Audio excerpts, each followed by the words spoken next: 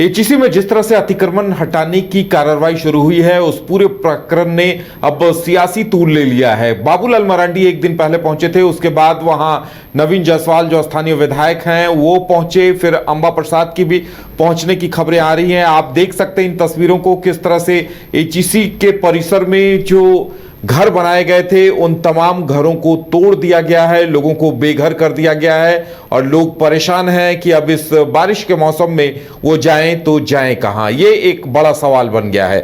ज्यादा जानकारी के लिए करिश्मा इस वक्त हमारे साथ हैं। करिश्मा, देखिए यहां बाबूलाल मरांडी पहुंचे, फिर आज नवीन जायसवाल पहुंचे थे, अभी थोड़ी देर पहले अंबा प्रसाद भी पहुंची थी, तो अब ये पूरा मामला सियासी तूल पकड़ चुका है। अब क्या कुछ कहना है इन तमाम नेताओं का इस पूरे मामले पर? जी उदय, देखिए एचईसी की ज़मीन पर जितने भी घर बने हुए थे उसे तोड़ा गया, लोगों को बेघर किया गया और वहाँ के जितने भी लोग हैं उनका कहना है कि पिछले 60 साल 70 साल से वो लोग यहीं पर रह रहे हैं। कई महिलाओं का कहना था कि वो शादी होकर सीधा यहीं आई थी, तो कई ऐसे बच्चे हैं जो अब बड़े हो गए और उनका कहना है कि छोटे से वो यहीं हैं। तो ऐसे में लगातार सवाल उठ रहे हैं कि जब वो लोग होल्डिंग टैक्स के साथ साथ बिजली पानी तमाम चीज़ें जो है वहाँ पर दी गई है, नगर निगम की तरफ से शौचालय जो है उन्हें उपलब्ध कराए गए हैं, तो आखिर इतना बड़ा कदम कैसे उठाया गया। हालांकि जो लोग वहां पर मौजूद थे उनका कहना है कि हमें नोटिस भी नहीं दिया गया और ये भी नहीं कहा गया कि जल्द खाली करे। ऐसे में लोगों का कहना है कि एक दिन पहले यानी कि शाम में ये बताया गया कि कल बुलडोजर चलेगा, तो लोगों का कहना है कि इतने दिनों से हम लोग यहाँ रह रहे हैं, एक दिन में कैसे घर खाली कर लेंगे।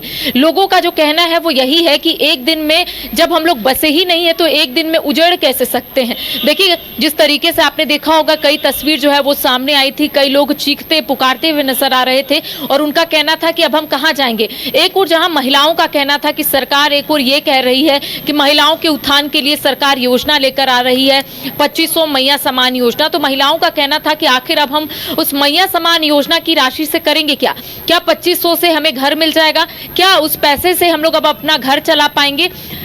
तमाम महिलाओं का कहना है कि हमें मैया समान योजना नहीं चाहिए, हमें अपना घर चाहिए, हमें एक सोसाइटी चाहिए। अगर सरकार यहाँ पर नहीं रहने देगी तो हमें पहले कहीं बसाए। देखिए आज की जो तस्वीर है, आपने सही कहा कि नेता प्रतिपक्ष बाबूलाल मरांडी ने भी स्पष्ट तौर पर यही कहा है कि ये लोग यहीं पे रह रहे हैं, अगर इन्हें पहले सोसाइटी नहीं मिलेगा, अगर पहले इन्हें बसाया नहीं गया तो उजाड़ा क्यों गया है। लगातार नेता प्रतिपक्ष बाबूलाल मरांडी भी सवाल उठा रहे हैं।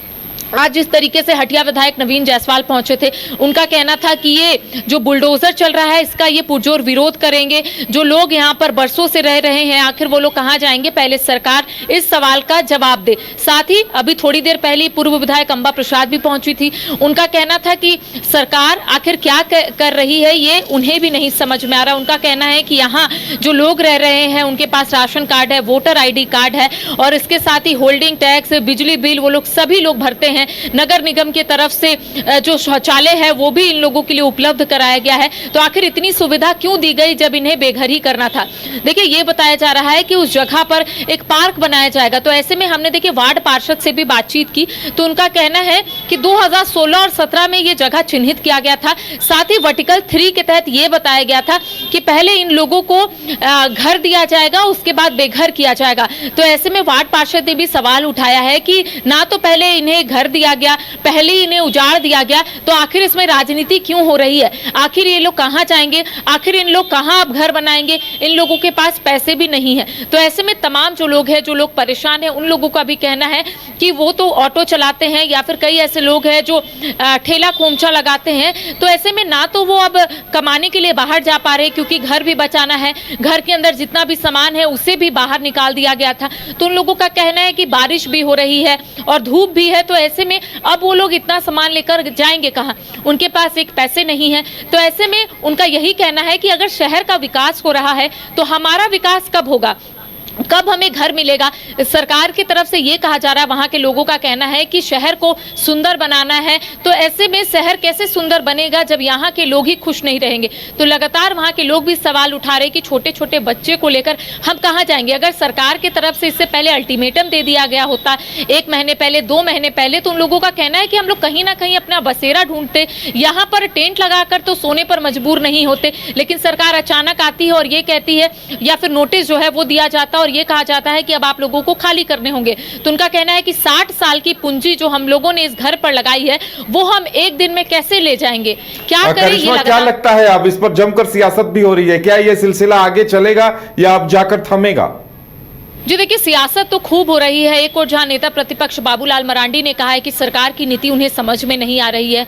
उनका कहना है कि पहले अगर इन लोगों को बेघर करना था तो पहले सरकार घर दे, एक सोसाइटी बसाए ताकि ये लोग भी वहां पर चैन की नींद सो सके। अब ये लोग सड़कों के किनारे सो रहे हैं, महिलाएं सड़कों के किनारे सो रही है, तो सरकार आखिर इस दिशा में पहल क्यों नहीं कर रही है। दूसरी ओर जिस तरीके से पूर्व विधायक अंबा प्रसाद ने भी स्पष्ट तौर पर कहा है कि विस्थापितों की आवाज जो है वो पुरजोर तरीके से उठाती है ताकि उन लोगों को हक और उनका जो अधिकार है वो मिल सके। तो ऐसे में कह सकते हैं पक्ष हो या फिर विपक्ष, इसको लेकर लगातार सवाल उठ रहे हैं और कह सकते हैं आरोप प्रत्यारोप का भी सिलसिला जो है वो तेज हो गया है। चूंकि नेता प्रतिपक्ष बाबूलाल मरांडी ने भी स्पष्ट तौर पे कहा है कि जो बुलडोजर चल रहा है उसका हम विरोध कर रहे हैं, ऐसे कैसे कोई किसी का घर उजाड़ सकता है। तो सरकार पर लगातार हमलावर है भारतीय जनता पार्टी के तमाम नेता या फिर हम कह सकते हैं बाबूलाल मरांडी। उनका कहना है कि जब तक इन लोगों को घर नहीं मिलेगा इसी तरीके से पुरजोर विरोध जो है वो ये लोग करेंगे। आज जिस तरीके से तस्वीर जो है वो सामने आई, खुद हटिया विधायक नवीन जायसवाल भी वहां पर पहुंचे। उनका कहना है कि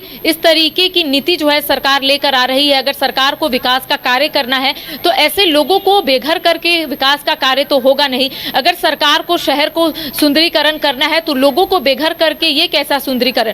तो लगातार सवाल उठ रहे हैं, सियासत भी खूब हो रही है। अब देखने वाली बात होगी उदय कि आखिर अंजाम क्या होता है, आखिर जो लोग बेघर हुए हैं उनको घर मिल पाता है या फिर नहीं, या फिर ये भी सियासत के भेंट चढ़ जाता है। जी चलिए करिश्मा, अब देखने वाली बात ये होगी कि ये विरोध क्या रंग लाता है। बाबूलाल मरांडी ने भी अल्टीमेटम दिया है और अंबा प्रसाद से लेकर नवीन जायसवाल तक वहां पहुंचे हैं। तो ये इस मुद्दे पर अब सरकार की तरफ से, पुलिस प्रशासन की तरफ से क्या निर्णय लिया जाता है, ये देखने वाली बात होगी।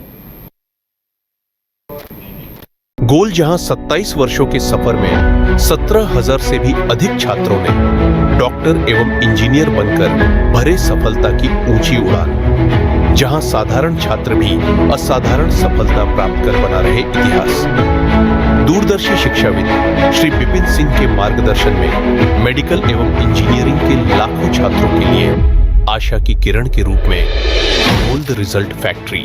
घर रहने का मकान भर नहीं, ये खुशियों की तिजोरी है। दरवाजे पर दस्तक देता पड़ोस, खिड़कियों से उमड़ आता आसमां, तारों में उलझी ऐसी ना जाने कितनी दास्तां। कहती हैं चले डायमंड सिटी, एक सफर हम सफर के साथ अपने घर तक। Diamond city, life long bonding, 500 से ज्यादा खुशहाल डायमंड परिवार। जल्दी करें, सिर्फ 200 फ्लैट बाकी। आज ही बुक करें अपना आशियाना। शहर की भीड़ से बोर हो गए हो तो चलिए आज नए वाइब में आपको लेके चलते हैं, जिसका नाम है वैदिक विलेज। एम्स पटना से 10 मिनट की दूरी पर नौबतपुर में स्थित ये सोसाइटी सिर्फ आपके लिए है। यहाँ पे मेन रोड 30 फीट की है, रिंग रोड 24 फीट की है और ब्रांच रोड 20 फीट की है। यहाँ मिलेगा आपको स्विमिंग पूल, जॉगिंग ट्रैक, मंदिर और 24/7 सिक्योरिटी कैमरा जैसी बेसिक एमिनिटीज। शांति और सुकून से भरा प्लॉट चाहिए तो सोचना बंद करो, अभी कॉल करो नीचे दिए हुए नंबर पे।